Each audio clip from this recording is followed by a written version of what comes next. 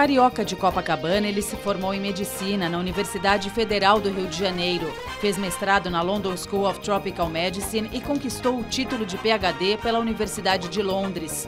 Na sequência, tornou-se membro do Royal College no Reino Unido e passou a lecionar na Universidade de Oxford. Em mais um salto na carreira, que o levaria a se tornar um dos maiores especialistas no Brasil e no mundo em longevidade, assumiu a direção do Programa de Envelhecimento Saudável da Organização Mundial de Saúde em Genebra. Atualmente é co-diretor do Centro Internacional de Longevidade para o Brasil, além de cumprir extensa agenda de palestras no país e no exterior. O Roda Viva recebe nesta noite o médico gerontólogo Alexandre Kalash.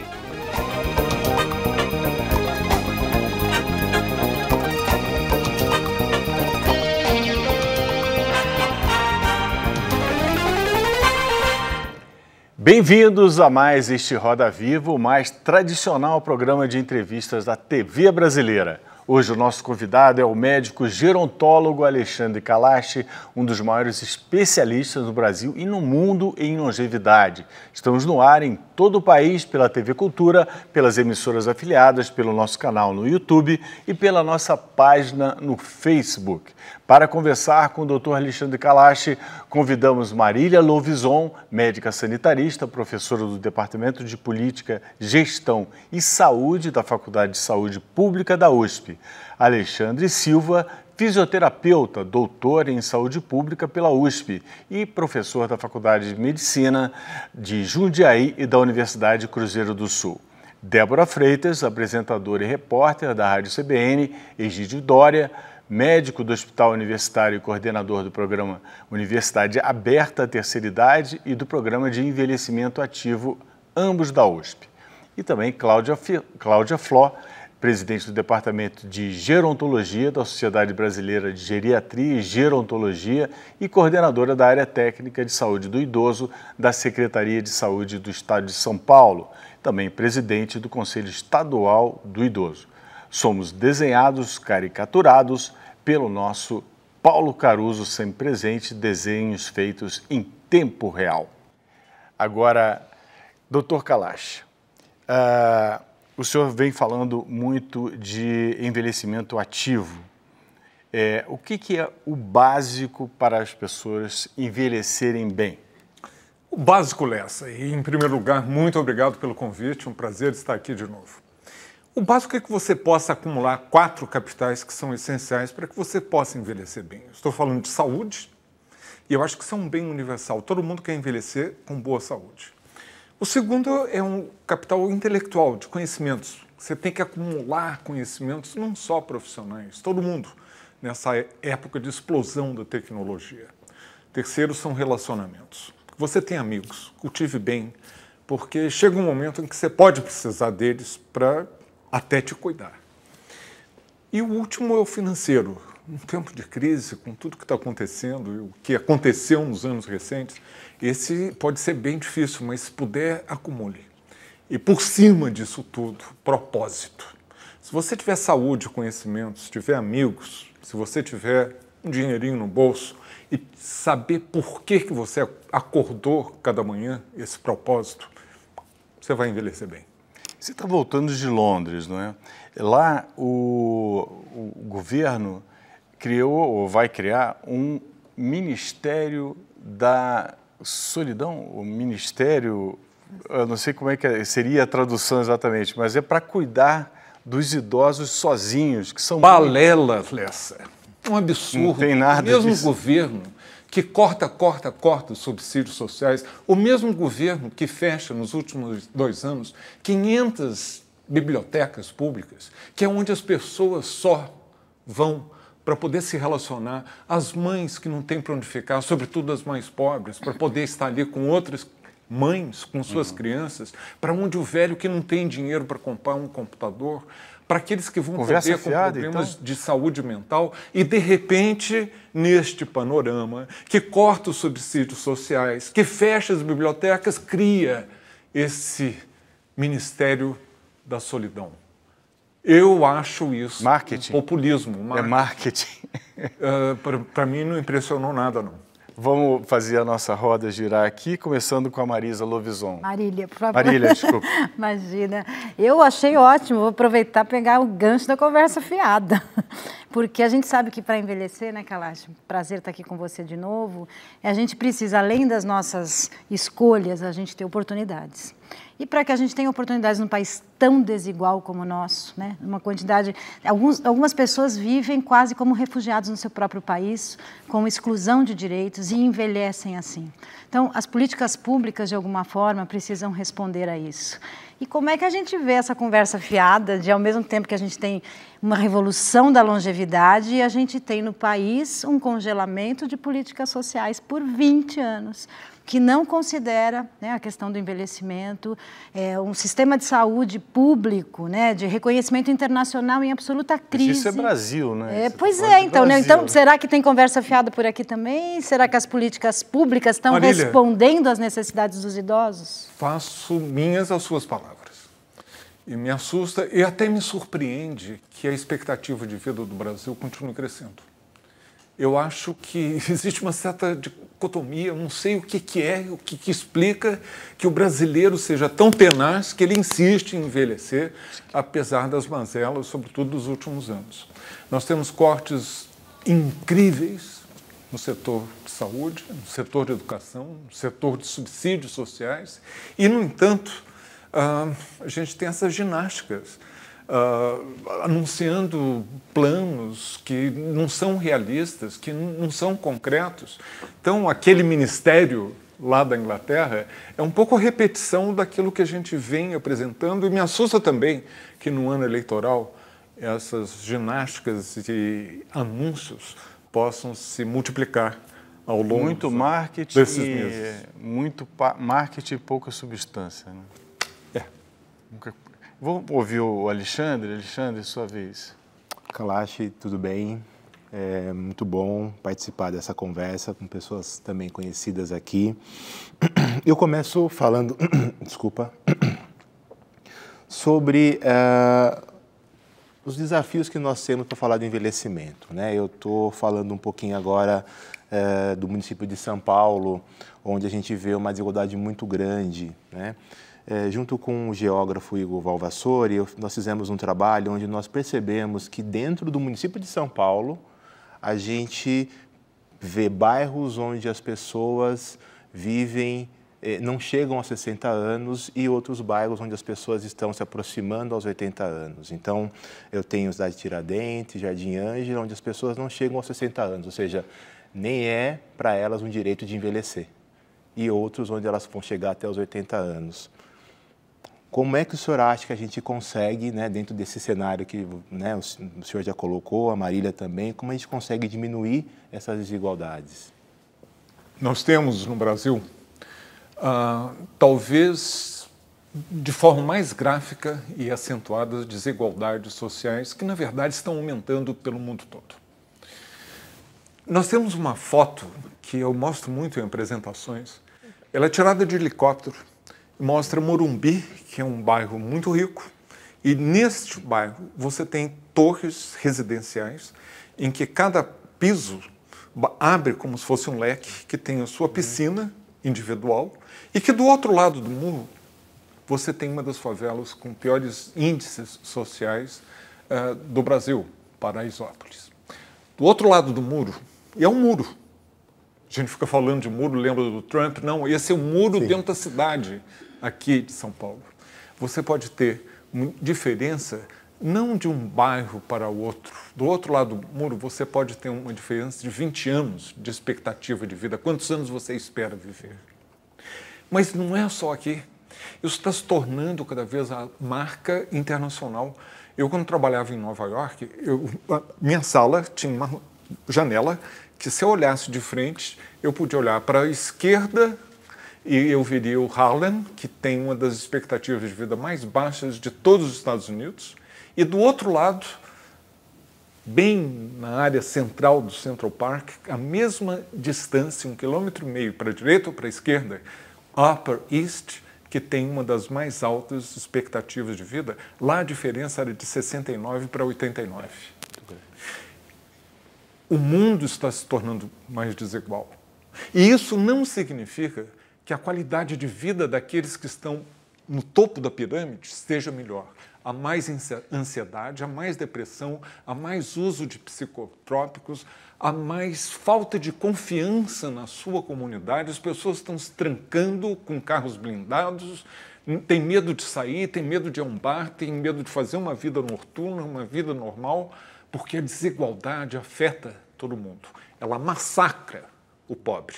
E eu não posso deixar de reconhecer, falando com você, Alexandre, que isso é pior ainda com a questão racial.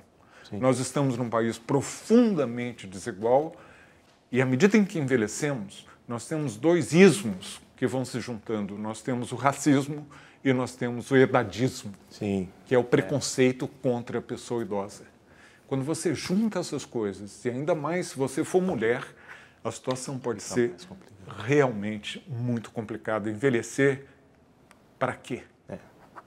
Porque eu posso... Sim. Eu fico só imaginando que quando a gente pensa no envelhecimento ativo, nesses bairros onde já se vive mais tempo, é mais fácil, né?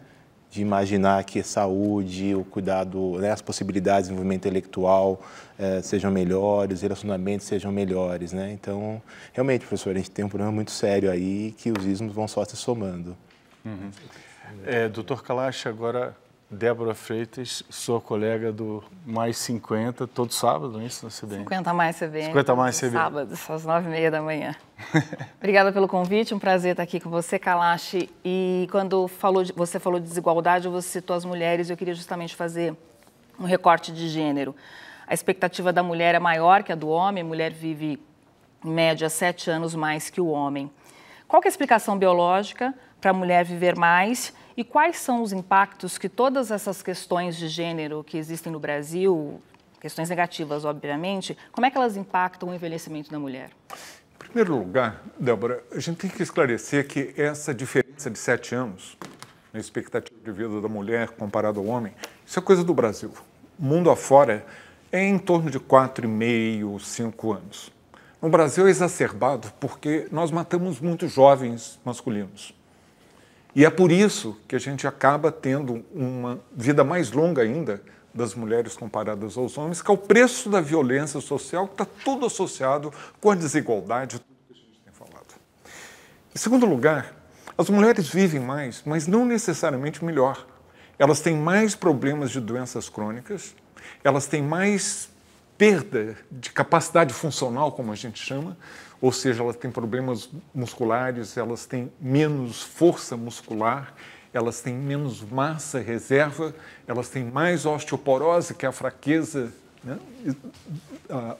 do sistema todo ósseo, e isso faz com que uma fratura, uma queda, ocasione mais fratura, isso vai tudo acumulando. Então, não significa que essas mulheres estejam vivendo mais com melhor qualidade. Segundo, conjugar o verbo cuidar no Brasil é praticamente a mulher que começa com eu cuido, tu cuidas, ele cuida. Os homens começam tu cuidas, ele cuida, ela cuida, vós cuidais, não tem nada a ver com isso. Então tem esse aspecto também. Se você vive... As mulheres têm um mau hábito de se casar, em geral, com homens mais velhos. Erro. Deviam escolher homens mais jovens, porque se elas vão durar mais, então que não fiquem sós e viúvas tanto tempo. Então, com isso, a gente vai criando desigualdades ao longo da vida, em que se manifesta através do acesso a serviços, aos salários diferencial. A presença das mulheres na política nacional, o Brasil é dos países mais baixos, não chega a 10% no Congresso Nacional e em muitos estados é abaixo ainda. A representatividade, a sua presença, a visibilidade da mulher ocupando cargos executivos ainda faz com que o Brasil, que já é tão desigual, seja mais desigual ainda para a mulher. E a desigualdade é uma perspectiva de curso de vida. Se você foi negligenciado, se você foi abusado, se você foi maltratado, se sua autoestima é baixa, ao longo da vida, desde a infância, é mais provável que no final da sua vida você se sinta excluída, feminino, que você seja negligenciada, e a questão do abuso, do maltrato, que a gente está começando agora a enxergar melhor, aflorando. É o último grande estigma, é o último grande tabu. O senhor falando em negligência, doutor Kalash, eu me lembro que uma das frases mais tristes do livro do Hobsbawm, A Era dos Extremos, ele fala, raras referências sobre o Brasil, mas ele fala, Brasil, um monumento à negligência social. É triste ouvir isso, né? Mas, enfim, são as nossas mazelas. Vou passar para o doutor Egídio para fazer a pergunta dele. Boa noite, Kalash. É um prazer estar aqui com você. Você falou um dos aspectos que mais me interessa e me revolta em relação ao envelhecimento, que é a questão do ageísmo, ou idadismo, etarismo, que foi um termo cunhado em 69 pelo Robert Butler e que consiste em definir um grupo de pessoas, uma pessoa pela sua faixa etária, pela sua idade. Em uma pesquisa recente da Organização Mundial de Saúde, feita com 80 mil idosos em 57 países, mostrou que 60% das pessoas idosas achavam terem sido vítimas de preconceito pela idade. E isso é tão impactante que consegue determinar uma redução da expectativa de vida de cerca de 7 anos. E nós estamos vivendo num país em que, não somente o Brasil, mas que a juventude é considerado o bem maior. Em um país que está envelhecendo sem políticas públicas, um país que envelheceu sem ter enriquecido, um país que é palco de desigualdades gritantes, como diferença de expectativas de vida de quase 25 anos. O que é que você acha do etarismo, do ageísmo? O que é que você acha dessa situação no Brasil atual e quais serão as perspectivas para esse que é considerado o mais universal dos preconceitos? Deixa eu primeiro pontuar, Egídio, porque você falou de um dos grandes heróis, para mim, pessoalmente, que foi o gerontólogo médico Bob Butler. Ele criou o primeiro Centro Internacional da Longevidade. Hoje eu sou o presidente não só do Centro Internacional da Longevidade do Brasil, mas também eu o substituo como presidente da Aliança Global de Centros Internacionais da Longevidade. Uma honra, um privilégio, um desafio, e foi este o homem que criou uma palavra que hoje está nos dicionários internacionais. Eu costumava brincar com ele, o Bob morreu há 5 anos atrás, e você, Bob, é a única pessoa que eu conheço que contribuiu para o dicionário de mais prestígio internacional, que é o dicionário de Oxford. E ele pegou a palavra racismo, sexismo e colocou em inglês ageism. Eu até agora não cheguei a uma conclusão de uma tradução adequada. Eu estou usando edaísmo, mas pode ser alguma outra coisa, mas o que a gente está falando é preconceito. Eu não gosto de você, Gírio, porque você tem X anos. Por exemplo, na Inglaterra, quando eu trabalhava lá, ainda era comum, se você tivesse um acidente cerebrovascular, tivesse 69 anos e ficasse num quarto em que ao seu lado, com o mesmo acidente cerebrovascular, um paciente com 71, recebesse você, com 69 anos, fisioterapia, que o Alexandre conhece bem, e que pode fazer com que você se recupere integralmente, para o de 69, o de 71 não. Esse de 71 não gosto, esse é muito velho. As necessidades médicas, biológicas, iguais, mas é puro preconceito e discriminação com base social. Eu não gosto de você porque você é muito velho, eu não vou lhe dar trabalho, não vou lhe dar educação, não vou lhe dar oportunidades, você não vai participar, você não vai ter direitos. Tudo isso faz com que a sua autoestima, sobretudo, e a gente já falou disso, se você for uma mulher que já tinha sido discriminada ao longo da sua vida. O que eu acho? Eu só posso achar, num mundo que está envelhecendo, que encara o envelhecimento não como uma tremenda conquista e oportunidade. Veja, Gírio, ao longo da história da humanidade, sempre se buscou a pílula, a fonte da eterna juventude. Agora que a gente consegue, não a juventude eterna, mas poder envelhecer. Eu, quando nasci, expectativa de vida era de 43 anos, hoje no Brasil está de 77, vamos celebrar. Em vez de celebrar, as pessoas te condenam, as pessoas acham que você é um peso, acham que você vai dar trabalho, acham que você está gastando muito. melhor que morresse. Isso tudo a gente ouve, de uma forma velada ou não. Então, a gente precisa fazer uma campanha muito grande para que todos, os idosos, mas também os mais jovens, percebam que envelhecer é bom, morrer cedo é que não presta. E se a gente não introjeta essa mensagem de uma forma pessoal para poder partir para o coletivo, a gente vai fazer deste Brasil, que hoje tem 14% de pessoas com mais de 60 anos, para o Brasil de 2050, que é amanhã, daqui a 30 anos, e que vai ser tão envelhecido quanto o Japão, um desastre para quem é o adulto jovem hoje. Estou falando de mim não, Egídio. Eu, em 2050, já foi.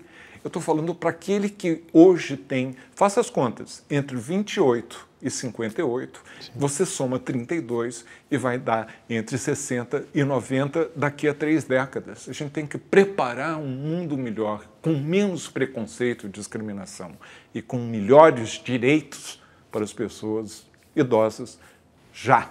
Não é questão para esperar, não. Tem que começar já. Dr. Kalash, agora a Cláudia Fló vai fazer a pergunta dela. Kalash, obrigada pelo convite, é um prazer estar aqui. E eu vou continuar com o assunto das desigualdades sociais, somada à heterogeneidade do envelhecimento. Como que a gente pensa políticas públicas, que a gente fala os idosos, como é que faz, né, com tanta desigualdade nesses dois aspectos? Cláudia, a primeira coisa que a gente tem que perceber muito claro é que envelhecimento, a própria palavra diz, é um processo. Ninguém acontece de repente velho. Ninguém surge de repente, se olha no espelho, até que tem gente que não percebe, que não dá o estalo até perceber bem que está fazendo a barba e de repente vê o seu pai na frente. Isso já aconteceu comigo. Nossa, meu pai está fazendo a barba. Mas não foi de repente.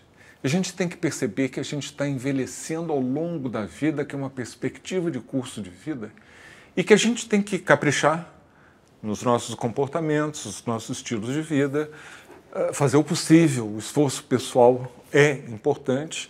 Quanto mais cedo, melhor. Nunca é tarde demais. Não começou aos 20, comece aos 30, aos 40, 60, aos 70, aos 80. Você vai ter ganhos. Talvez não sejam tão grandes quanto aquele que começou aos 20, aos 30. E essa é a perspectiva de curso de vida. Então, a primeira coisa que a gente tem que fazer é pensar nas oportunidades que a política com P maiúsculo, deve fazer. Eu não vejo isso. Eu vejo um excelente estatuto do idoso no Brasil que não é aplicado. Não me interessa ter um grande marco político, um grande estatuto que não é aplicado, colocado em prática. O que é preciso, e você melhor do que ninguém, como presidente do Conselho Estadual do Idoso, entende a importância de você ter direitos, e esses direitos precisam ser defendidos. E eles precisam ser traduzidos na prática através das políticas. E aí entra a sociedade civil. Porque é a sociedade civil que tem que ficar cutucando, colocando pressão, pedindo. Através do quê? Através da sua pressão e do seu ativismo, mas ancorada, e aqui a gente tem gente representando a academia, com base em dados, com base em referências, com base em evidência, de modo que a gente possa saber que o passo que a gente está dando esteja certo e depois medir o efeito. Dr. Kalash, a gente vai para um rápido intervalo agora. A gente volta já com a entrevista com o médico gerontólogo Alexandre Kalash, um dos maiores especialistas no Brasil, eu diria também no mundo, em longevidade. Até já.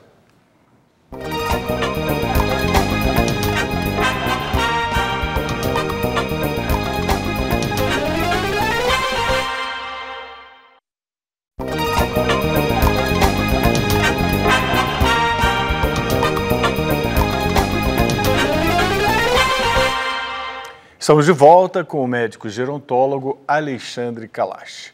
Dr. Kalash, o senhor disse que um dos pilares para esse envelhecimento saudável, ativo, é saúde, né? Todo mundo adoraria ter saúde, se caísse do céu e tal, seria uma beleza, né? Mas as pessoas podem fazer muito para preservar a sua saúde e envelhecer bem. Quais são as grandes dicas? Eu vou parafrasear, Nelson, o que você falou agora, porque que as pessoas devem fazer muita coisa e devem esperar também muitas coisas para poder ter essa saúde que a gente espera na velhice. Eu acho que a mensagem de que atividade física, de que uma dieta equilibrada, de que não fumar, uma ingestão de bebidas alcoólicas moderadas, e isso tem medidas para te dizer o que é o moderado. Não é assim aquele moderado assim, eu bebo só 5, eu acho que isso é moderado para mim.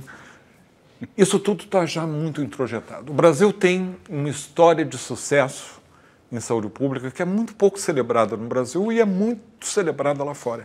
O Brasil era um país de fumantes até 30 anos atrás. E aí vieram uma convergência de medidas políticas, de política, que proibiu, é ilegal, não pode fazer patrocínio, não pode fazer propaganda, não pode fumar aqui porque tem uma cobertura, nem do lado de fora de um restaurante. Bom, proibições, medidas legais, fiscais aumentando o preço. Muita campanha de educação e de promoção. Teve impacto já mensurável? O impacto é enorme, Lessa, e isso que eu acho que é incrível que no Brasil não se conheça. A questão do corte do fumo, né? Porque há 20 anos atrás o padrão ouro era o Canadá, que tinha 17% de fumantes. Eles continuam com 17%, não aumentaram. O Brasil tinha 33%, hoje está com 8,8% dos adultos que fumam. É incrível, você anda pelas ruas, pelas praias, numa praia, não é proibido fumar. Você não vê ninguém acendendo cigarro. Eu, quando era estudante de medicina, nós fumávamos no centro da enfermaria, todo mundo lá com cigarrinho, não tinha essa percepção.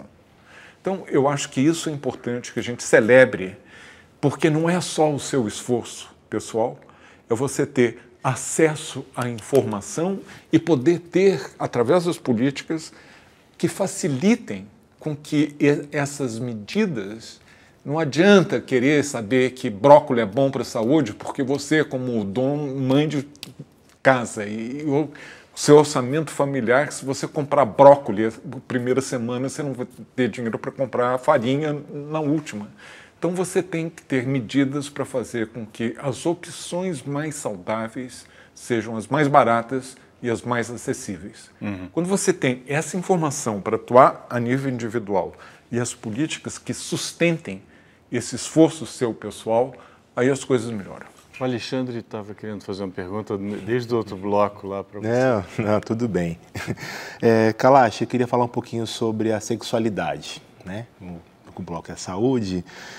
A gente observa mudanças comportamentais, a questão dos alimentos, alguns medicamentos, as idosas vivendo mais, e os homens, né, ainda sem muito essa cultura do cuidar. Você já falou alguns motivos. Mas como a mulher hoje, na opinião do senhor, ela vivencia essa sexualidade? Ela está com mais saúde, ela vive mais, e como é que ela vive hoje em dia a sua sexualidade? Você tem dois aspectos que são positivos.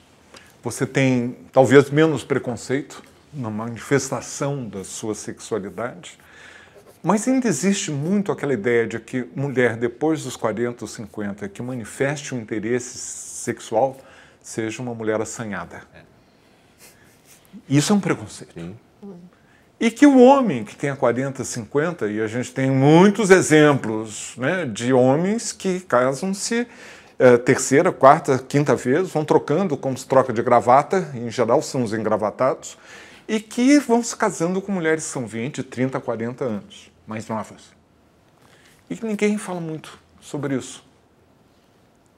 Eu não estou nem pensando no Trump, eu estou só manifestando coisas que a gente vê o tempo todo. Felizmente, nós temos agora um presidente francês que se casou e se enamorou aos 16 anos com uma mulher muito mais velha, que mostram que são muito felizes. Sim. E que falam da sua sexualidade. Falar de sexualidade é interessante, porque aquele mesmo herói que eu falei antes, o Bob Butler, escreveu o primeiro livro sobre a vida sexual do idoso. Ele junto com a mulher, chamada Myrna Lewis.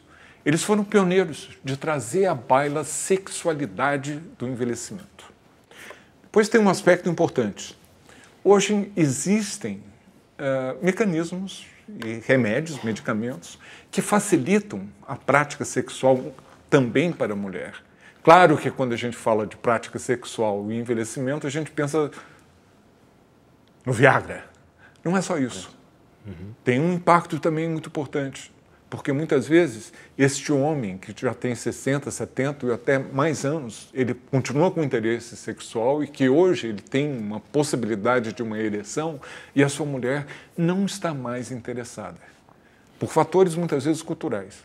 Mas existem também tratamentos para que a mulher possa ter uma vagina mais lubrificada, para que aquele contato sexual não seja doloroso, e desenvolver técnicas de trocas, porque não é só a penetração que vai dar aquele prazer sexual. Isso tudo está mudando, porque o envelhecimento está permitindo que a gente tenha mais liberdade, como eu acabo de falar, de coisas que talvez há 20 anos atrás não se falasse na televisão.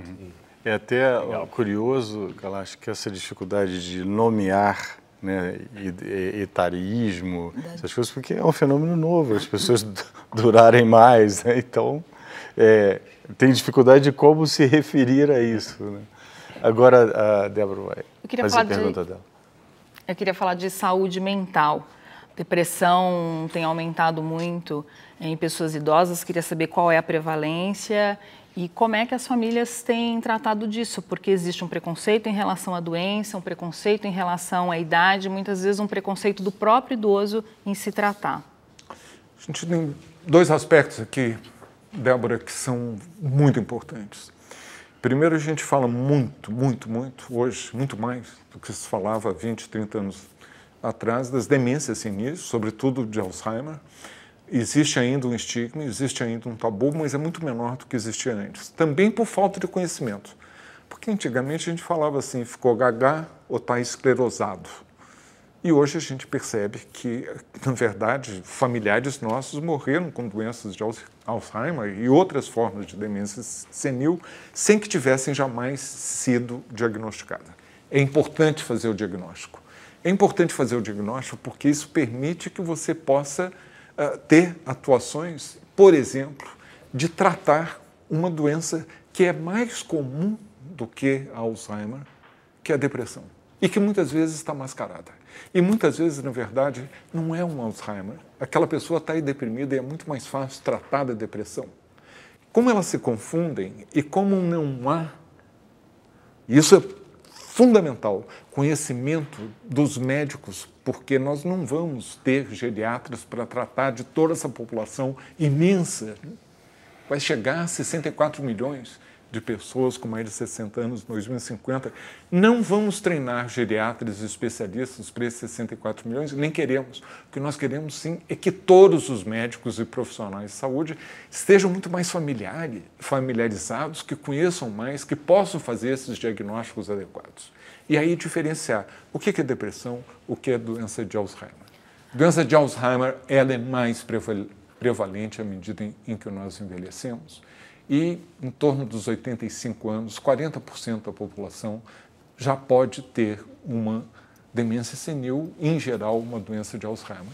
Por que é importante diferenciar se essa demência senil é Alzheimer ou se é uma doença cerebrovascular e pode, através do tratamento da hipertensão, quanto mais cedo esse tratamento começar, melhor, evitar que derrames repetitivos possam levar a uma demência senil.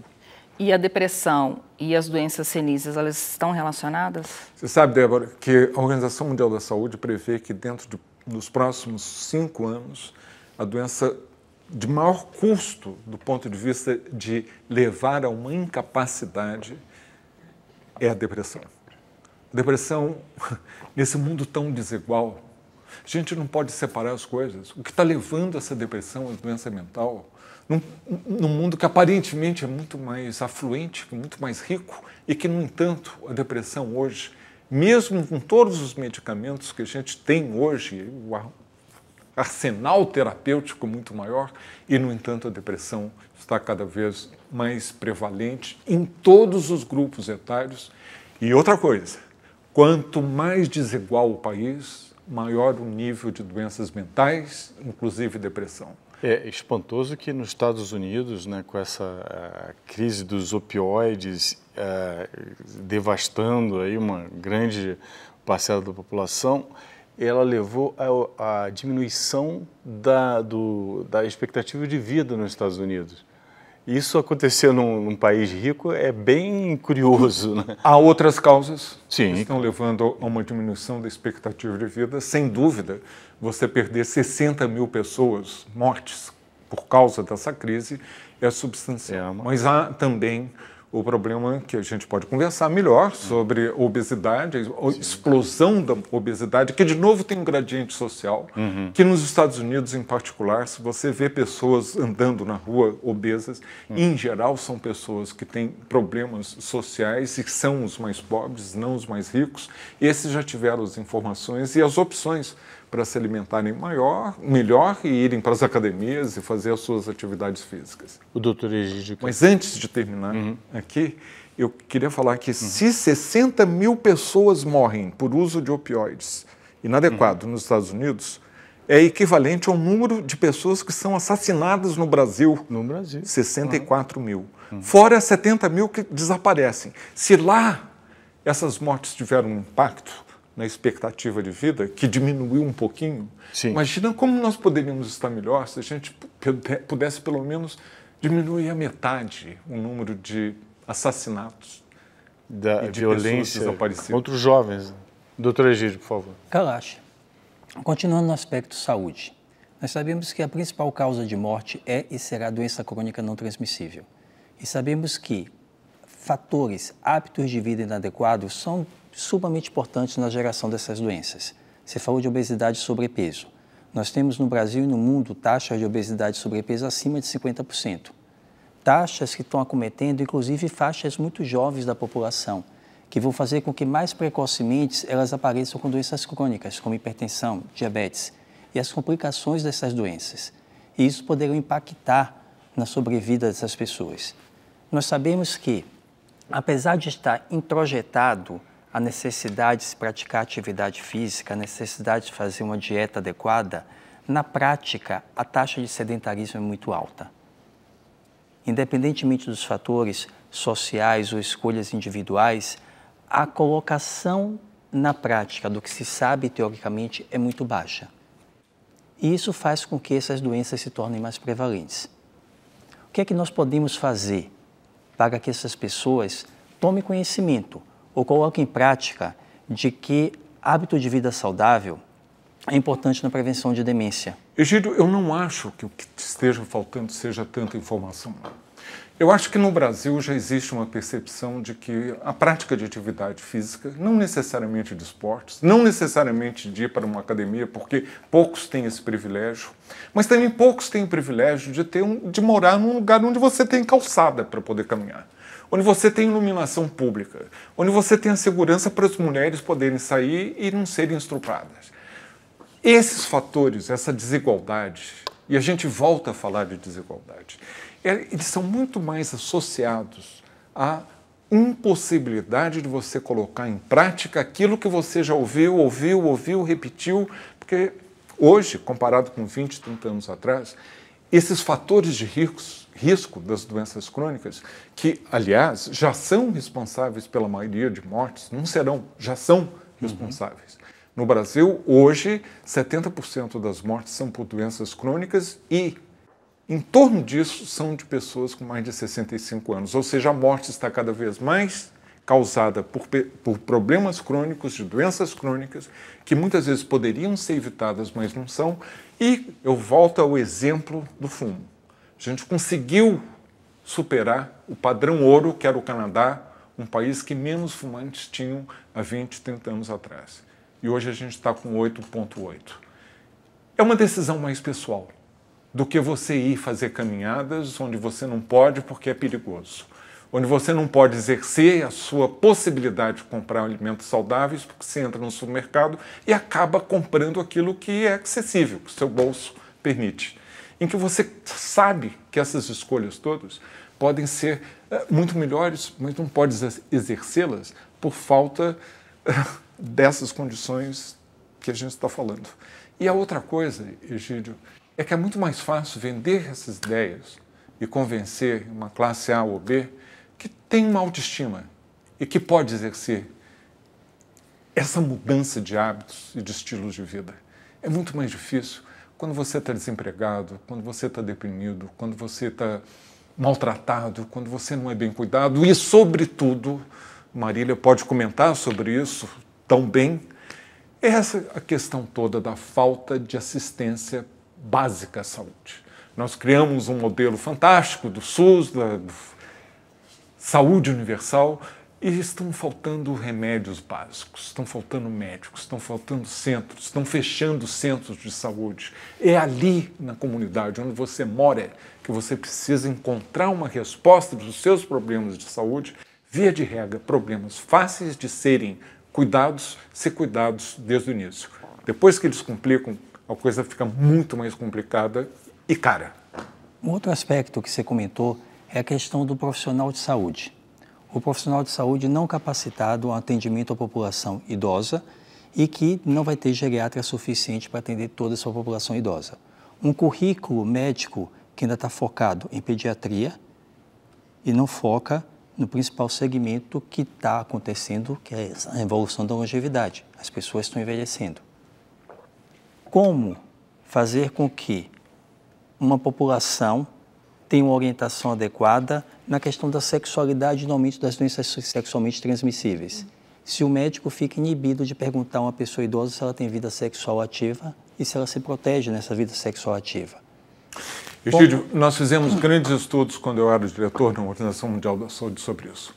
Nós fizemos um estudo usando estudantes de medicina que eram os presidentes das associações de estudantes de medicina, seus líderes, que tinham sido eleitos. Eu me vi um pouco com eles, como eles me viam, porque eu fui presidente da Associação de Estudantes de Medicina do Brasil, naquela época da ditadura, a coisa estava braba e era a única forma que a gente tinha de poder se associar era através de associações para, aparentemente, estar discutindo coisas científicas. Quando eu era estudante de medicina, eu abri um atlas e encontrava um atleta, homem de 25 anos, com todos os nervos e músculos e artérias e vasos, tudo perfeitinho. E depois eu tinha que encontrar o baço de uma mulher idosa de 88 anos e obesa, não funciona. Naquela época era desculpável, porque a proporção de pessoas idosas era muito menor. Hoje, o currículo, e nós fizemos esse estudo com as associações no mundo inteiro, 113 países, está lá publicado na Organização Mundial da Saúde, buscando saber o quanto que entra, não a formação de um geriatra, mas para que todos os profissionais de saúde possam estar mais familiarizados com o envelhecimento.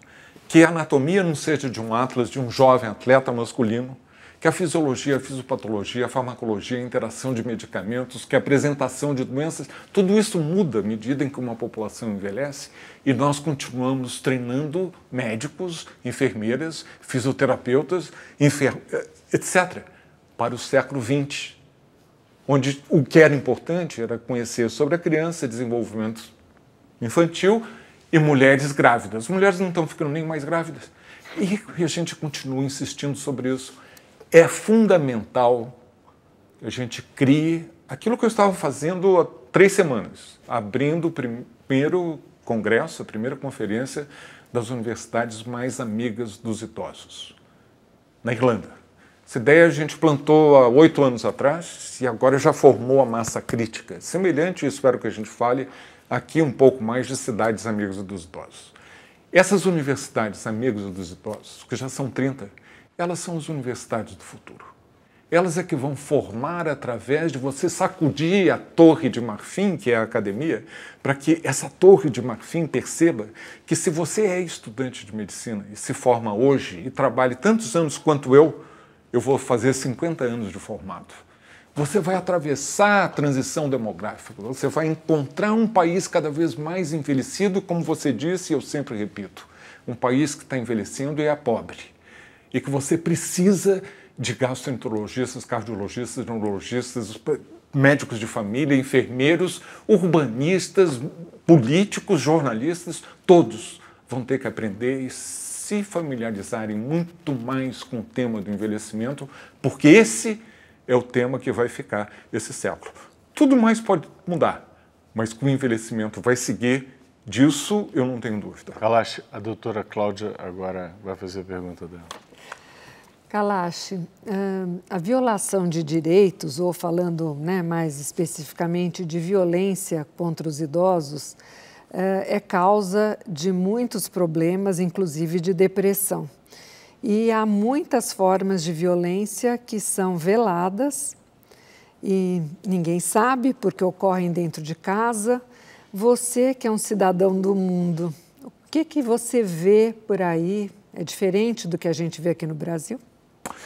A gente vê duas coisas que são diferentes. Primeiro, que nos países mais desenvolvidos, que primeiro envelheceram, naturalmente eles têm mecanismos legais mais sofisticados. Eles já desenvolveram, eles tiveram mais tempo para poder pensar e substituir o cuidado da família por cuidados que são também sociais em países que são mais afluentes, que têm mais recursos. No Brasil, a gente continua falando assim, o dever é da família de cuidar. Que família, gente? Que família é essa? Família fragmentada, que muitas vezes é a mãe só. Como se mandando cuidar fosse suficiente, né? Como se fosse. E você não pode contar com uma família fragmentada, família nuclear, que é só a mãe, muitas vezes, com aqueles filhos, que tem os pais, que tem o sogro, tem a sogra, que tem os avós, que se continuar casada vai ter que também cuidar do marido. Tudo isso tem um aspecto de gênero muito importante. Segundo, você lembrou muito bem. Nós fizemos um estudo pioneiro, o primeiro estudo, que era a voz silenciosa. Nós fizemos esse estudo na Organização Mundial da Saúde sobre abuso e maltrato, perguntando aos idosos, não era para me perguntar, não era o expert, o especialista, perguntando ao idoso em 12 países, o que é para você abuso e maltrato? Eu me lembro que no Líbano, um senhor disse, abuso para mim é um grito. Um grito, muitas vezes, é pior do que um tapa na cara. Na Jamaica, eu me lembro de uma senhora dizendo, basta olhar para a cara da enfermeira e você não quer fazer pergunta nenhuma. O abuso, a conclusão desse estudo, é que ele é institucionalizado. São as instituições que te tratam, que te rejeitam, que te colocam do lado. Porém, a forma mais comum do abuso é o que você disse, se dá na intimidade do lar, da casa, aquele lar sagrado. E quem é a última pessoa interessada em acusar o seu filho alcoólatra ou o seu neto viciado em droga, que ele, seu neto ou filho querido, estão te abusando e maltratando? Você não fica calada. E fica calada também porque você sabe que não há mecanismos legais, como há nos países desenvolvidos, para poder coibir e poder fazer alguma coisa em relação a isso. O que adianta você pegar o apito e dizer, estou sendo abusada, e amanhã você vai continuar sendo tratada ou não tratada e abusada pela mesma família, pelo mesmo familiar, porque não tem opção. Você acusou o seu filho e o seu neto, e aí? Vai mandá-los para a prisão? E quando eles voltarem da prisão? Ou vai para uma instituição? Não existem instituições. Então, a coisa fica mais complexa comparada com os países mais desenvolvidos. Porém, não tenha dúvida, Cláudia. É o último tabu. É o último tabu porque se fala muito de sexismo, de outras formas de abuso, de maltrato. Esse é o que fica mais por baixo do tapete. Nós vamos falar mais sobre isso, vamos para mais um ligeiro intervalo e voltamos com o médico gerontólogo Alexandre Kalash.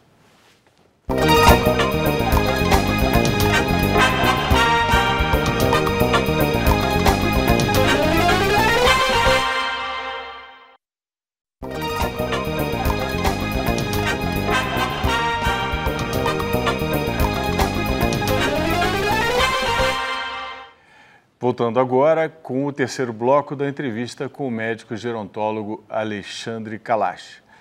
Kalash, o Brasil, as transformações foram muito rápidas e o envelhecimento também será muito rápido. Uma entrevista sua diz que nos anos 2050, possivelmente, o Brasil será como o Japão é hoje. Então, como cobrir esse gap, né, durante esse tempo? A gente tem 20 e poucos anos, vamos ter que correr atrás desses 23 anos para chegar e dar o atendimento adequado ao idoso. Você escolheu bem a palavra, que é outra que a gente tem dificuldade de encontrar em português, né? O gap, é daqui, a distância daqui para onde você está. essa distância pode ser um abismo. Por quê? Só para ter um pouco de ideia dessa velocidade, à França foram necessários 145 anos para sair de 10% para 20%, dobrar a proporção de idosos. O Brasil vai fazê-lo em 19 anos. Em 2030, nós vamos chegar a esses 20%. Nós estamos nesses 19 anos. Não é só o Brasil. A China, a Tailândia, outros países em vias de desenvolvimento, só que eles estão dando melhor, eles estão dando mais certo do que estamos nós. Você precisa de recursos, não há dúvida. Mas imagina um país como a China, que também vai envelhecer, começar a envelhecer, resolver um problema de bilhões de pessoas. Né? Mas não é um problema se você continua com um crescimento do PIB de 7% a 8%. Sim. O problema é, mesmo que você tenha só 64 milhões em 2050, e se você não está criando renda suficiente, porque o problema é como distribuir para aqueles que estão dentro do seu país. A China fez avanços imensos no sentido de saúde pública nos últimos 20 anos. A primeira vez que eu fui à China, em 1986, não havia hora de rush de trânsito, porque era só bicicleta e pedestre. Não tinha carro particular. Essa poluição, todos esses problemas, e eles estão com uma vontade de um país centralizado, de um governo forte que manda na marra, eles estão ultrapassando esses problemas que para nós estão muito mais difíceis. O Brasil vai envelhecer em tempo recorde e, como já foi dito, envelhecer em pobreza. Nós vamos ter que abrir a cabeça das pessoas e dos políticos de hoje e de amanhã de que eles são os responsáveis e que eles também vão envelhecer e que, se não são para eles, serão para os seus filhos, seus netos. Nós temos essa responsabilidade de deixar um legado para que o país seja melhor, não só para os jovens, que seja melhor para todos. Doutora Marília. Kalash, a gente está falando então que desigualdade faz mal à saúde, né? E a gente tem visto isso, em particular no estudo SAB, que você tão bem conhece, Saúde e Bem-Estar no Envelhecimento, que a gente desenvolve na Faculdade de Saúde Pública. E, ao mesmo tempo, você disse que regulação pública, né, sobre o interesse do cidadão em relação ao mercado, também faz bem à saúde. Tanto do ponto de vista, né, das grandes questões de mercado, mas também pensando nos sistemas de saúde, né? No Brasil, a gente tem um sistema privado e mesmo um sistema público que acaba pondo a conta no idoso o seu aumento de custo. Acaba pondo na conta do idoso o aumento do custo da Previdência. Quer dizer, em vez de a gente tratar como uma grande revolução, né, e um desafio e uma conquista, a gente muito frequentemente nas políticas públicas trata como problema e não enxerga o gap lá para frente. E você vem trabalhando um pouco isso, quando você fala aí da questão do cuidado comunitário, a gente gasta muito mais tempo com autocuidado, com cuidado comunitário e gasta muito mais dinheiro com cuidado hospitalar, né? Com muita intervenção, com o institucional. E você vem desenvolvendo um pouco esse age-friendly, né? Políticas que olhem a lente do envelhecimento, sistemas de saúde age-friendly, hospitais, cidades, universidades. Você tem construído um pouco esse olhar amigo do idoso para políticas, para sistemas, pensando até um pouco mais na dependência, né, e no fim da vida, na finitude. O que mesmo a gente precisa fazer para um sistema de saúde, de verdade, poder cuidar melhor desta velhice e não trazer para a conta, né, dos idosos a impossibilidade do cuidado? Marília, nessa sua dissertação tem muitas coisas, muitos aspectos, né, e vamos separá-los. Primeiro, você usa a expressão porque a gente ainda está em busca de terminologias. E você repetiu várias vezes age-friendly. Muitas vezes, para a pessoa que ouve age-friendly, o que é isso? É amigo da idade. Amigável. Não, eu estou querendo fazer fincapé no aspecto central, que é o uso em inglês da palavra age-friendly. Eles não falam senior friendly. Exatamente. Não é amigo do idoso, é amigo da idade. Se for amigo do idoso, é amigo de todos. Se eu coloco esses óculos, essas lentes, para observar esse ambiente onde eu estou, porque eu sou idoso, e fizer concertos, políticas, se colocar rampas em vez de degraus, se deixar a iluminação clara, se eu melhorar o aspecto social, se eu diminuir a desigualdade, vai ser melhor para todos. Exatamente. Então a gente começa com um olhar para o idoso, porque estamos envelhecendo. E é preciso que a gente crie ambientes que sejam não só físicos, mas também sociais. Quando eu trabalhava na Organização da Saúde, eu tive o privilégio de poder pensar nessas coisas todas com um legado muito grande, que base nos 20 anos que eu trabalhei na academia, em Oxford, em Londres, de promoção da saúde. Essas mensagens de promoção da saúde foi o que eu pude, aos poucos, com a ajuda de centros acadêmicos e de sociedade civil, mundo afora, de criar o marco do envelhecimento ativo. Não adianta ter um marco do envelhecimento ativo se você não pode colocá-lo em prática. A primeira coisa que a gente fez depois de ter um marco escrito foi fazer a atenção primária à saúde amiga do idoso. Isso é fundamental, porque, já disse, nós não vamos treinar geriatras para esse mundão de gente que vem por aí com mais de 60 anos. Vamos fazer com que aquele centro de saúde seja mais adequado para tratar dos seus problemas à medida que você envelhece. Depois disso é que eu pensei, aliás, à medida em que a gente aplicava a atenção primária à saúde, foi pensando assim, mas não adianta. A saúde vai muito mais além. A saúde é criada num contexto do dia a dia, onde você vive, onde você se educa, onde você se locomove de um lugar para o outro, onde você trabalha. Multifatorial. Ou seja, você tem que criar um ambiente e as pessoas cada vez mais vão envelhecer em cidades, porque há duas revoluções fundamentais, que é o envelhecimento, de um lado, e a urbanização do outro. A outra, que é a tecnologia. A gente pode falar disso também. Se você, cada vez mais, vai ter pessoas que vão envelhecer em cidades, vamos criar cidades mais amigas dos idosos. Foi um grande esforço, mas deu certo.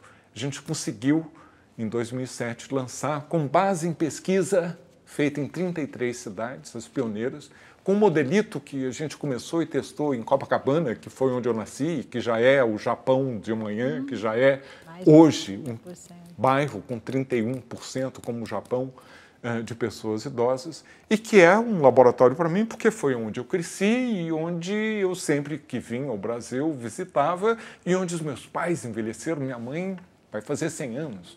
Aquilo para mim é um laboratório, aquilo eu conheço bem. Depois que a gente fez isso, a gente lançou o guia e hoje está presente em mais de 2.000 cidades, viralizou. Não pode parar aí. A gente tem que criar estados, países amigos dos idosos, mas a sério, Marília. Realmente que não seja só lançar e fazer pirotecnia, fogos de artifício. Que a gente realmente tenha a responsabilidade de dar resposta depois de ouvir o que o idoso tem que ser o protagonismo de baixo para cima e saber o que vai fazer com aquilo. Quando você cria essa responsabilidade, esse poder, esse compromisso, aí as coisas podem andar. Como eu te digo, eu vivo, na semana passada, eu estava em Genebra, exatamente lá discutindo o progresso das cidades amigas dos idosos e espero que no Brasil a gente reforce. Garantir a continuidade, inclusive, né? Porque no Brasil as políticas são muito fragmentadas e a gente acaba sempre parando e começando de novo. Acho que esse é o grande desafio. Sem dúvida. Mas você tem aqui no Brasil um exemplo muito bom que é coordenado pelo Centro Internacional de Longevidade Brasil, que é a cidade amiga de todas as idades, Veranópolis, dentre outras. Veranópolis. E que muitas iniciativas estão sendo tomadas e concretizadas com grande sucesso e com uma qualidade de vida e de opinião da população residente na cidade que é encantadora. O que você pode comentar para a gente desse projeto de Veranópolis? A importância da pesquisa. Veranópolis foi uma cidade que, em 1984, se percebeu, tinha a expectativa de vida mais alta do país. O primeiro professor de geriatria no Brasil, que fundou um instituto de gerontologia da PUC do Rio Grande do Sul, e veio do Japão com essa missão, o filho dele, Emílio Moriguchi, começou a fazer uma pesquisa lá há 30 anos atrás e foi acompanhando para ver o que explica que essa população de Veranópolis tem essa expectativa de vida. Não vou comentar os detalhes, mas com base nesse substrato de evidência, de pesquisa, a gente pôde ir para lá com o apoio da iniciativa privada, e eu não tenho reserva nenhuma em dizer que num país como está em crise, com a falta do setor público, A gente tem que encontrar bons parceiros, CPFL, Bradesco Seguros, companhias farmacêuticas, que estão dando apoio, que a gente está conseguindo fazer com esses recursos pessoais, privados, e que a gente fez um exemplo. Onde fica, realmente está Rio Grande do Sul. Rio Grande do Sul. No Rio Grande do Sul, na Serra Gaúcha. E agora a gente está repetindo isso. Há outros exemplos, nem sempre exemplos que estão sendo feitos com a seriedade que se precisa. E eu ouço que se lançou nesse ano eleitoral um programa chamado Brasil Amigo do Idoso. Um Brasil que não tem sabão para as enfermeiras lavarem a mão e irem para o centro de saúde, ou um médico não tem anestésicos ou um analgésico, e que se lança como um país que tem um projeto amigo do idoso. A gente tem que ter muita responsabilidade para usar os rótulos como eles são e dar sempre a voz ao protagonismo, porque a coisa começa de baixo. Saber o que o idoso precisa e quer para encontrar uma resposta certa e depois, com a academia, a gente poder medir que é isso que são os ingredientes ali de Veranópolis. Uma união, uma sinergia do poder público, da academia, feita a pesquisa adequada, dos recursos privados e o compromisso envolvendo a população e dando voz para que eles possam se manifestar. Empoderamento. Doutor Kalash, a Débora quer fazer uma pergunta, eu pediria que o senhor respondesse rapidinho para a gente passar, depois no próximo bloco a gente continua. Eu só queria um exemplo do que é uma cidade amiga do idoso. O que Veranópolis tem que outras cidades não têm? Como é que eu posso transformar, por exemplo, o meu bairro ou o meu condomínio em amigos do idoso? A primeira coisa é ouvir os idosos para saber e valorizar, porque aquilo que é bom em Nova York, em Bangkok ou na Cidade do Cabo pode não ser o que seja importante aqui. Nós temos exemplos de coisas que podem ser feitas com seriedade. Nós temos, por exemplo, em São Paulo, um movimento que é coordenado pela Cláudia Flor, de como fazer com que os hospitais possam ser mais amigos dos idosos. Isso faz com que a qualidade possa melhorar. Qual é o compromisso? Ouvir os idosos. Esse é o protagonismo. Ter o compromisso de que virá uma resposta não só de baixo para cima de ouvir, mas de cima para baixo, de ter as políticas. Se for no sentido de cidades, você tem que pegar um protocolo que a gente desenvolveu na OMS, que se chama o Protocolo de Vancouver, que foi na cidade onde a gente desenvolveu, em que as 8 pétalas, que são importantes para a sua vida, as dimensões, como se fosse uma margarida. A primeira pétala é transporte, são políticas de habitação, acesso à informação, à comunicação, o direito de trabalhar, o direito de aprender, a participação cívica, a qualidade dos espaços públicos, das vias públicas, dos parques, das praias, etc. Quando você pega tudo isso em conjunto, você mostra que tem que ser intersectorial, e aí os melhores exemplos no mundo são aqueles que fazem cidades que todos os setores estão respondendo a um esforço comum. Nós já voltamos para a conversa, vamos a um rápido intervalo e voltamos com o médico gerontólogo Alexandre Kalash. Até já.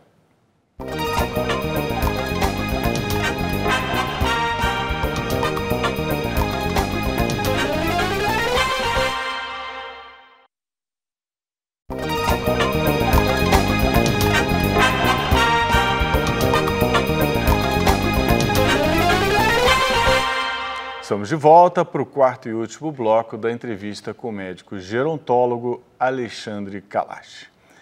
Doutor Kalash, como o senhor estava falando, basicamente se cuida do idoso quando se cuida do cidadão. E se cuida da terceira idade ou da quarta idade quando se cuida da primeira também, da segunda idade. Eu acho que todos os cuidados, né, que o senhor enumerou são cuidados que se devem à sociedade. Não é? Quando se tem cuidados com a sociedade, também se tem cuidados com o idoso e a pessoa vive mais e vive melhor, não é verdade? Primeiro, um protesto. Você começou o programa me chamando de Kalash. Agora, no último bloco, você me chama de Dr. Kalash.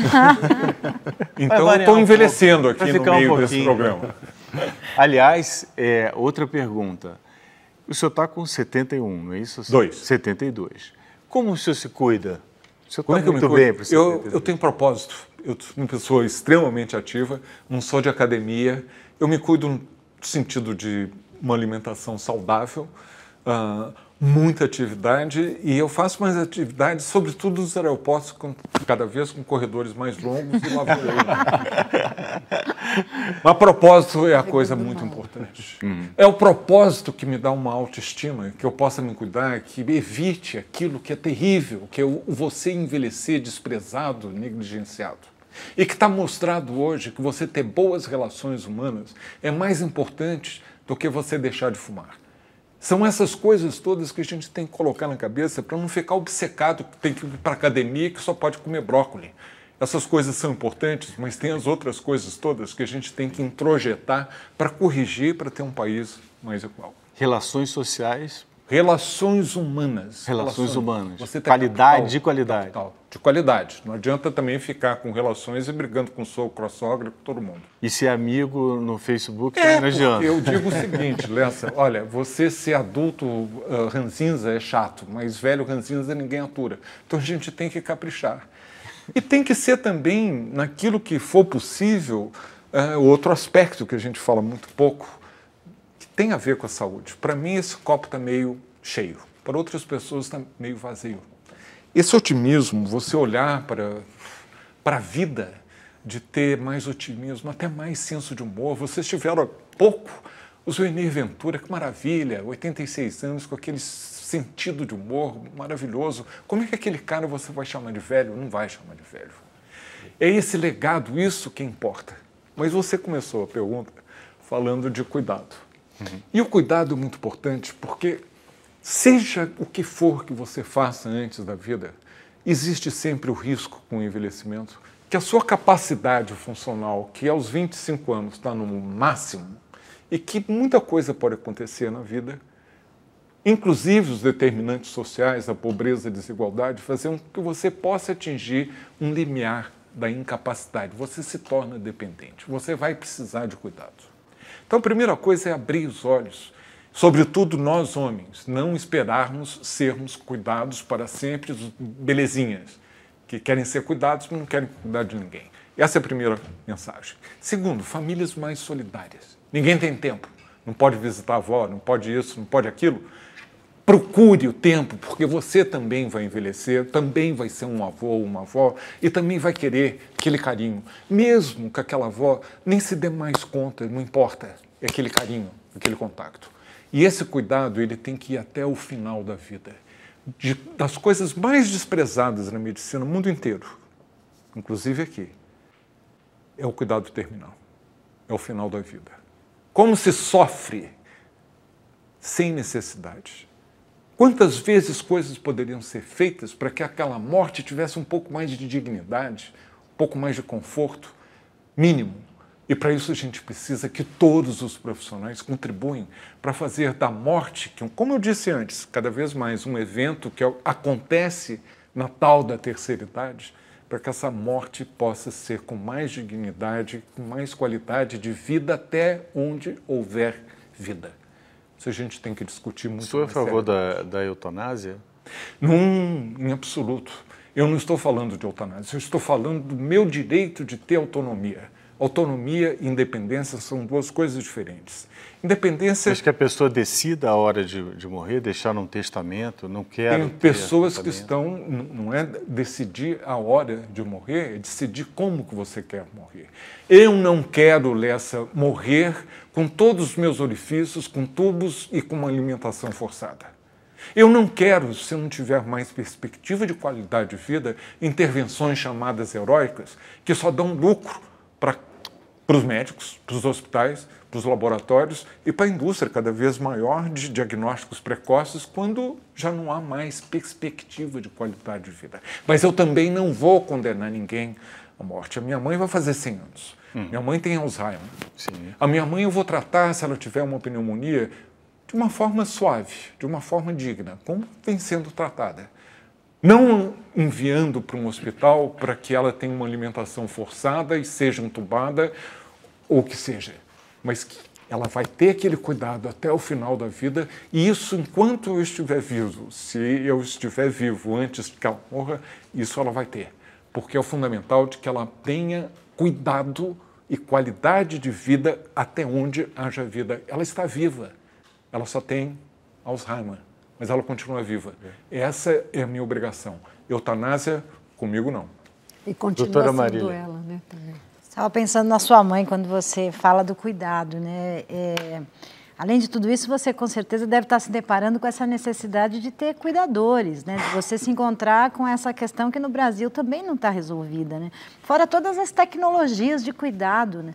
Quando a gente pensa no sistema de saúde, como é que a gente vai se preparar para esse Puxa, Marília, que bom que você, na hora final do último bloco, a gente possa falar como é importante para nós, da classe média, que temos os recursos para poder empregarmos. As cuidadoras da minha mãe, elas são muito mais preciosas do que a família que não tem tempo. São elas que estão ali 24 horas, 7 dias por semana, e se nós não as tratarmos com dignidade, elas não vão poder dar dignidade para o cuidado à minha mãe. Vai depender da forma como elas são cuidadas. Isso é o primeiro aspecto. Precisam também ser treinadas minimamente. Uma boa babá é uma pessoa paciente. Uma boa cuidadora de idoso precisa mais do que paciência. Outro aspecto é que isso é uma minoria. Eu sei que eu sou privilegiado. Quantas pessoas têm suas mães centenárias, já é um privilégio, e que possam ser cuidados 24 horas por dia? 1% menos da população brasileira. Os outros estão jogados, estão descuidados. Eu gostaria era de que as cuidadoras da minha mãe, que têm suas dificuldades sociais, que têm suas mães, os seus avós, que não podem ser cuidados por elas, porque elas têm que trabalhar cuidando da minha mãe, que elas pudessem ter e dar um mínimo daquele cuidado. Essa é a revolução do cuidado, porque a epidemiologia, ou seja, a prevalência das doenças, mudou do agudo para o crônico. Mas o cuidado continua no agudo. E a gente acha que o cuidado, nós, profissionais da saúde, o cuidado só passa quando é a síndrome do radar, quando está na frente da gente, aqueles 10 minutinhos, e depois tudo que passa, quando está fora do horizonte e do radar, a gente não se inteira. É preciso isso. E o segundo aspecto que você tocou, e ainda bem que tocou, é que é uma revolução da tecnologia, que a gente tem chamado, inclusive, da quarta revolução industrial, já não é a terceira, que é a digitalização. É você ter uma simbiose de várias tecnologias, uma interagindo com a outra, está tudo transformando muito rápido. E isso faz com que o nosso conhecimento se torne obsoleto muito rápido. Por isso que essa ênfase no conhecimento é essencial para o envelhecimento ativo. Para te dar oportunidade, você acadêmica, com doutorado, professora da faculdade, mas não é só você não. É aquele motorista que eu peguei 3 meses atrás aqui, em São Paulo, e que me levou de A para Z, um longo percurso, eu conversando com ele, eu olhando, falei assim, poxa, ele parece mais velho que eu. Não era, não. Era o curso de vida que fez com que ele envelhecesse muito pior do que eu. E que ele continua trabalhando, quando eu perguntei, só está fazendo isso por bico, para acrescentar a sua renda? Que nada, que renda nada. Eu estou fazendo porque eu preciso, porque eu não tenho renda. E eu moro muito longe, 80 quilômetros, eu não posso gastar o dinheiro que eu ganho na gasolina, 80 para ir e voltar, 160. Se eu fizer isso, eu então escolho um lugar que não pode ser o mesmo, porque senão vai chamar a atenção dos bandidos, para poder encostar o meu carrozinho, um carrozinho, não era um BMW não, né? E passar a noite. É assim que as pessoas muitas vezes estão envelhecendo no Brasil. E quando eu perguntei, mas o que o senhor fazia antes? Que ele disse que ele trabalha assim há 25 anos. Eu era mecânico de automóvel, mas ninguém me ensinou eletrônica. E hoje, sem eletrônica, o meu conhecimento de mecânico é obsoleto. Você precisa aprender ao longo da vida, mas precisa que o seu empregador ofereça suas oportunidades, que esse Brasil, que esse governo que não cuida nem do ensino secundário e primário, direito das crianças, e muito menos de fazer com que esses adultos que o governo quer que continuem produtivos e que se prolongue a vida laboral o máximo possível, mas ninguém está pensando que para isso você precisa de aprender mais, porque a tecnologia está mudando tudo. Até para ser ativo, né? Kalash, vou te rejuvenescer de novo, chamar de Kalash. E o Alexandre, temos tempo para mais uma pergunta bem rápida e uma resposta bem rápida. Tá, serei breve. Kalash, Dentro dessa sua trajetória e de contatos com o setor público, setores públicos e privados, diante de tudo isso que é necessário para o cuidado integral do idoso, quem está contribuindo mais? O setor público, o privado, ou é quando os dois estão articulando? Qual é? Em primeiro lugar, quem está mais contribuindo é quem menos é recompensado e retribuído. É a mulher dentro da família. Essa é a heroína. E a gente tem que chamar a atenção disso. Nos países em desenvolvimento, essa mulher já não é mais da família. É uma imigrante que vem de fora, dos países em desenvolvimento, e que estão ali dando cuidado para que a família não quer ou não pode mais por falta de tempo ou de interesse. A gente tem que reconhecer isso, porque esse cuidado da família está sendo substituído lá fora porque as pessoas estão ocupadas e vêm pessoas de países, eu digo sempre, Alexandre, nos países desenvolvidos, se você quiser ser bem tratado na velhice, não seja racista, porque você vai ter faces e pessoas negras ou pardas à sua volta, que virão dos países latino-americanos, da Ásia, da África, para lhe cuidar, porque a sua família não vai ter tempo ou interesse de fazê-lo. Aí vem o setor público e privado, e a gente está vendo uma revolução, porque o setor privado está percebendo hoje que é de interesse, até porque existe uma coisa chamada economia prateada, silver economy, porque tem muito, não estou dizendo que todo idoso seja rico, não, nem nos países mais desenvolvidos, mas tem muito dinheiro no bolso das pessoas com mais de 60 anos. Nos Estados Unidos, são 4 trilhões de dólares cada ano, o poder aquisitivo. Até brinquedo, quem compra para o neto é o avô, porque o pai não tem esse dinheiro para comprar, não. Então a gente tem esse interesse, claro, que é da economia, que é de tudo. Interessante. Infelizmente a gente está encerrando e eu queria fazer umas perguntas sobre as suas preferências. A gente já viu que você é de descendência libanesa, sua mãe que está com 99 anos, você viaja muito, está sempre nos aviões e tal, e como você disse, fazendo o footing nos aeroportos. E também nos aviões você tem a oportunidade de ver muitos filmes. Qual o filme da sua vida? Foi um filme argentino que eu vi há uns 30 anos atrás, a missão oficial, a versão oficial, que falava da adoção por uma mãe que cria esse filho adotivo sem saber que ele tinha sido, na verdade, fruto do assassinato pelo marido dos pais durante a ditadura argentina. Um filme muito impactante, nunca vou esquecer. A música da sua vida? A música da minha vida, para mim, é o Bolero, de Ravel. Fora tantas outras brasileiras, porque, poxa, o track, né, da minha vida é a Bossa Nova. Uhum. Seu livro? Meu livro, olha, 1968, o ano que não terminou, porque eu sou aquilo, eu estou retratado naquilo que o mestre Zu escreveu. Seu ídolo? Macunaíma. Seu herói nacional? É esse. É eu mesmo. E me fale uma frase, um verso importante para a sua vida, que você sempre guarda, que serve de guia. Tem duas, uma é associada à música, e que é dar a volta por cima ou escolha o caminho pelo lado. Ótimo. E outra que foi o José Saramago, quando recebeu aos 76 anos o Prêmio Nobel de Literatura, e disse, se tivesse eu morrido aos 60 anos, eu não teria publicado um único livro. 16 anos depois ele ganha o Prêmio Nobel, dá esperança para todo mundo, né?